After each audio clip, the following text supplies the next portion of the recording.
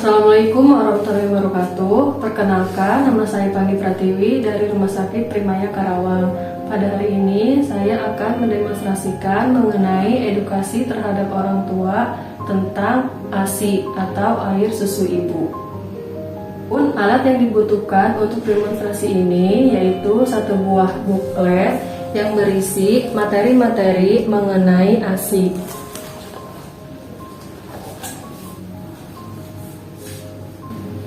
Selamat pagi Ibu. Perkenalkan, saya dengan Suster Panggi yang akan menjelaskan tentang ASI atau air susu ibu. Boleh diminta waktunya sebentar Ibu? Boleh. Ya. Nah Ibu kan baru saja melahirkan. Tentunya Ibu harus memberikan ASI terhadap bayinya. Nah untuk ASI sendiri, apakah Ibu sudah mengetahui pengetahuan mengenai ASI-nya? Belum. Nah, untuk itu saya akan menjelaskan sedikit ya Bu ya. ASI itu ada banyak sekali manfaatnya. Nah, ini manfaat bagi bayi. Manfaat bagi bayi itu makanan yang komplit, karena di dalam kandungan ASI banyak sekali kandungannya, jadi sudah komplit buat bayi nutrisinya. Kemudian suhunya juga selalu tepat, hangat dan gak dingin. Kemudian mudah dicerna dan diserap bagi bayi, dapat mencegah infeksi dan dapat mendekatkan emosional ibu terhadap bayinya, serta tumbuh kembang bayi menjadi lebih baik. Sedangkan manfaat bagi ibu sendiri yaitu bisa mencegah pendarahan setelah melahirkan. Kemudian bisa membantu evolusi uterus. Kemudian bisa mencegah ketidaksuburan dan sebagai metode kontrasepsi yang baik untuk ibu. Kemudian bisa mencegah resiko kanker payudara dan ovarium, serta mengurangi beban kerja ibu. Karena kan berikan PASI, kita tengah malam harus membuat susunya, sedangkan ASI apabila malam-malam kita bisa langsung memberikan ASI kita pada bayinya. Kemudian ibu juga bisa merasa dibutuhkan karena kedekatan emosional itu. Nah, kemudian apa sih perbedaan ASI dan PASI atau susu formula? Ternyata di ASI itu lebih banyak laktosanya dibandingkan susu formula. Nah, saat menyusui itu ada dua refleks. Yang pertama itu refleks oksitosin namanya. Kemudian yang kedua itu refleks prolaktin. Nah, untuk mengaktifkan kedua refleks ini, nanti saya akan membantu ibu untuk melakukan pijat oksitosin dan laktasi. Nanti kita kontrak waktunya lagi ibu ya. Nah, kemudian di sini pentingnya mengosongkan payudara bagi ibu. Kenapa sih kita harus mengosongkan payudara kita? Hal itu untuk mencegah pembengkakan yang terjadi akibat penumpukan ASI di dalam payudara. Kemudian dapat meningkatkan umpan balik untuk menghasilkan lebih banyak ASI. Jadi semakin sering kita memompa ASI, maka semakin banyak juga produksi ASI di dalam payudara. Makanya ibu kalau bisa setiap 2 jam sekali itu memompa ya, memompa ASI-nya, agar nanti produksi ASI-nya juga lebih banyak. Kemudian untuk pertumbuhan yang optimal, bayi memerlukan formik dan hemik. Apa sih formik dan hemik? Nanti saya akan jelaskan lebih lanjut ya Bu ya. Nah, ininya di sini nanti saya akan jelaskan mengenai tipe ASI. Tipe ASI itu ada banyak macamnya.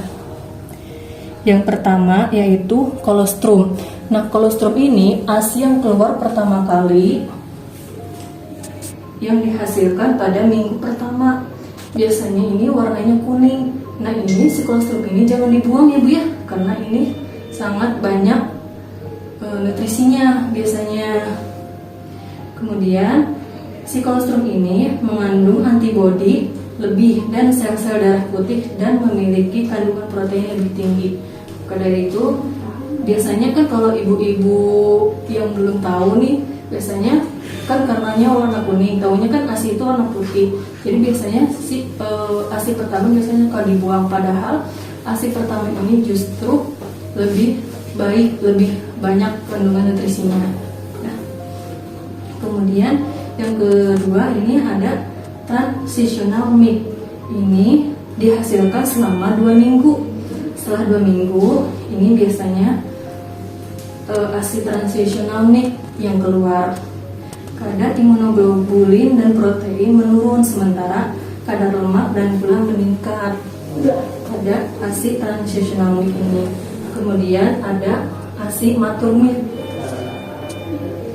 Ini lebih encer, tapi mengandung semua nutrisi penting bagi pertumbuhan optimal bayi.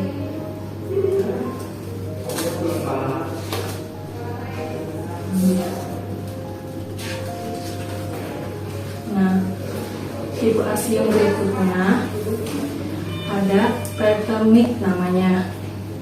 Preterm milk ini susu dari ibu yang melahirkan bayi prematur. Ini namanya susu preterm milk.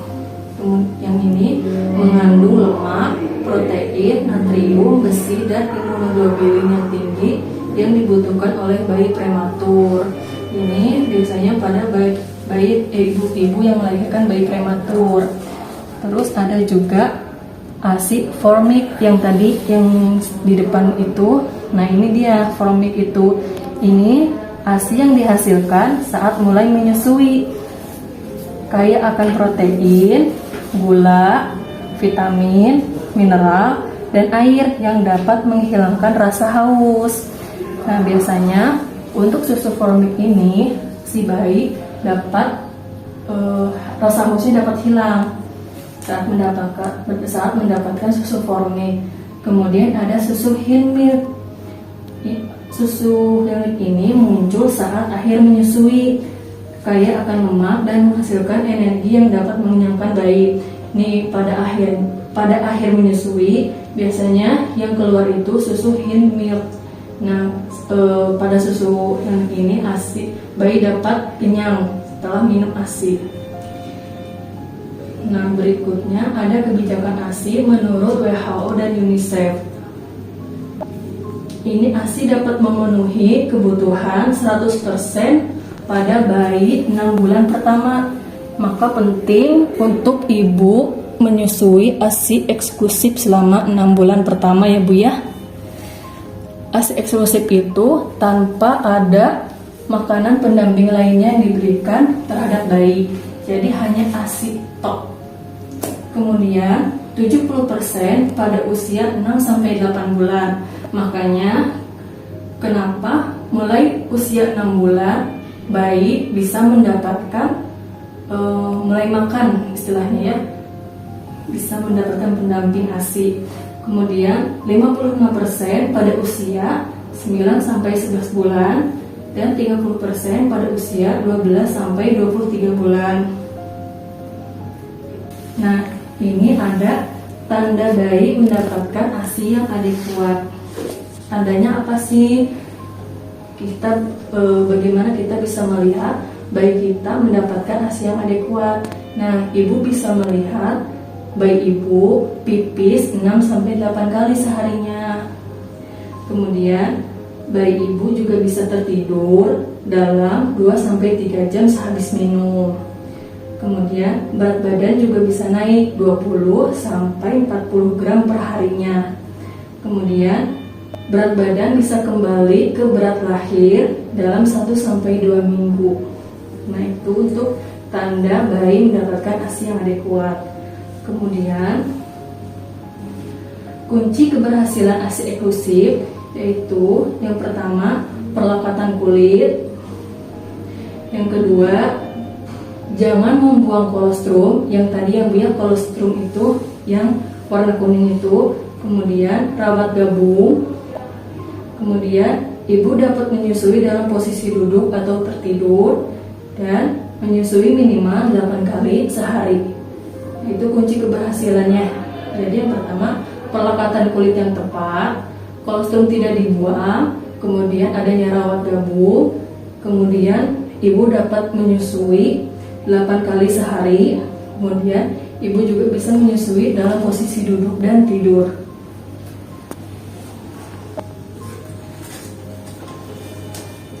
Nah, ini posisi yang bisa ibu lakukan saat ibu menyusui.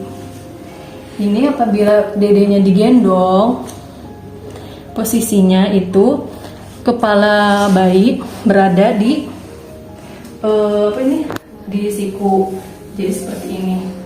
Nah, kepala bayi di sini, kemudian dedenya posisinya begini. Ini saat dedenya digendong. Nah, untuk bisa posisi tidur, jangan sampai hidung bayi itu menempel pada payudara ibu, takutnya si dedenya sesel. Jadi posisinya si dedenya dimiringin, ibu juga miring posisinya begini nih, ya. Nah, gitu. Kemudian perlekatan yang benar. Bagaimana sih perlekatan yang benar saat bayi menyusui? Nah, perlekatan yang benar itu tandanya sebagian besar putih masuk ke dalam mulut bayi. Ini masuk. Kemudian bibir atas dan bibir bawah melipat keluar. Kemudian mulut terbuka lebar, tidak menguncup. Nah, seperti gambar yang ini ya Bu ya, ini mulutnya terbuka lebar, bibir atas dan bibir bawah ini mengarah keluar. Kemudian ibu tidak merasa sakit, karena kalau perlekatan yang salah biasanya ibu terasa sakit dan sehingga nantinya bisa lecet. Kemudian hanya terdengar suara menelan. Apabila perlekatan yang salah biasanya terdengar suara itu. Tapi kalau perlekatan yang benar itu hanya terdengar suara menelan, seperti kita menelan air minum, gitu ya. Kemudian isapan lambat dan dalam, kemudian ada jeda, tidak terus menerus mengisap bayinya, tapi ada jeda. Kemudian payudara terasa lebih kosong karena bayinya lebih banyak minum ASI-nya, jadi payudara terasa kosong. Nah, ini untuk penyimpanan ASI bayi. Untuk penyimpanan ASI bayi, ini kan tadi kita menyusui secara langsung. Nah, sekarang bagaimana untuk ibu pekerja yang ingin memerah ASI-nya? Nah, sebelumnya ibunya harus mencuci tangan dulu sebelum memerah ASI-nya. Dan alat yang buat memompanya juga dibersihkan dengan air panas, disiram. Setelah itu, ini untuk metode penyimpanannya, apabila ASI perah disimpan di ruang yang biasa atau suhu biasa, itu bisa tahan 6 jam aja, kurang dari 6 jam. Namun, apabila ASI disimpan di dalam yang freezer yang biasa, yang di kulkas biasa, itu bisa bertahan kurang dari 8 jam. Nah, untuk ASI yang disimpan di bawah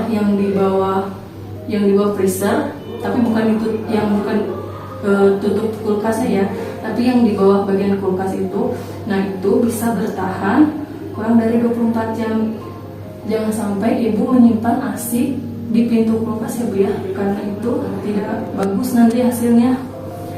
Kemudian apabila kita menyimpan ASI di cooler bag, yang cooler bagnya itu kita simpan dengan ice gel, nah itu juga bisa bertahan 24 jam. Kemudian bila kita menyimpan ASI di khusus freezer yang satu pintu, kan ada tuh freezer yang khusus satu pintu, nah itu bisa bertahan 2 minggu. Tapi apabila kita menyimpan ASI di khusus freezer yang ada 2 pintu, nah itu bisa bertahan 6 bulan. Namun apabila kita menyimpan ASI di freezer yang kedap, seperti yang freezer yang buat es krim kayak gitu. Nah kan itu kedap, freezer kedap. Nah itu 12 bulan bertahannya. Kemudian bagaimana kita mencairkan ASI yang beku? Nah tadi kan kita udah belajar yang penyimpanan ASI. Nah lalu bagaimana kita mencairkan ASI yang beku? Yang pertama yang kita lakukan, ASI yang dari freezer kita pindahkan ke bagian bawah terlebih dahulu. Kita diamkan sampai 1 hari. Nanti si ASINya itu kan rada mencair. Nah setelah mencair, apabila kita mau memberikan ke bayinya, kita rendam dulu ASI yang sudah mencair itu, yang sudah kita diamkan selama 1 hari, ke dalam air hangat, ke dalam mangkuk yang sudah berisi air hangat. Nanti sampai ASINya terasa hangat. Nah setelah itu jangan pernah ibu memanaskan ASI yang beku ke dalam microwave ya bu ya, karena nanti kandungan ASINya menjadi rusak. Nah gitu. Kemudian setelah dicairkan, ASI harus digunakan dalam waktu 24 jam. Apabila sudah lebih dari 24 jam, jangan sampai ASI yang sudah dicairkan disimpan lagi di freezer. Kalau udah lebih dari 24 jam, ASINya dibuang saja, Ibu ya. Nah, sampai sini ada yang ditanyakan Ibu? Tidak. Ya Ibu, terima kasih atas waktunya ya Bu ya. Semoga bermanfaat untuk Ibu dan semoga Ibu bisa menjalankan ASI eksklusifnya dengan lancar. Ya, semoga tidak ada halangan. Namun apabila ada pertanyaan di kemudian hari, boleh nanti Ibu tanyakan kepada saya. Ya, terima kasih Ibu atas waktunya. Demikian demonstrasi edukasi terhadap orang tua. Semoga bermanfaat. Terima kasih.